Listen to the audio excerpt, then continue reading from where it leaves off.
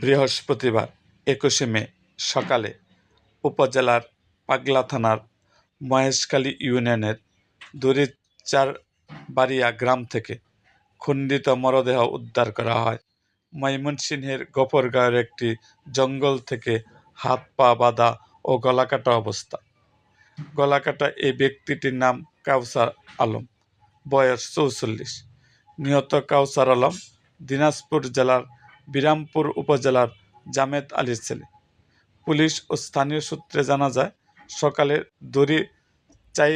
চাইরবাড়িয়া গ্রামের একটি জঙ্গলে গাছে ২ হাত বাঁধা অবস্থায় এক ব্যক্তির ধর দেখতে পান স্থানীয় লোকজন। মাথাটি মরদেহের পাশেই পড়েছিল। খবর পেয়ে পুলিশ ঘটনাস্থলে গিয়ে মরদেহ উদ্ধার করে।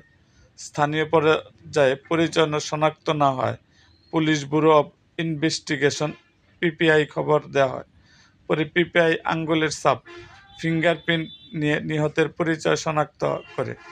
পাগলা থানার ভারপ্রাপ্ত কর্মকর্তা ওসি আমিনুল ইসলাম বলেন, পিপিআই এর মাধ্যমে নিহতের পরিচয় নিশ্চিত হওয়া গেছে। মরদেহ ময়নাতদন্তের জন্য ময়মনসিংহ মেডিকেল কলেজ হাসপাতালে মর্গে পাঠানো হয়েছে। তবে হত্যাকাণ্ডের কারণ এখনো জানা যায়নি।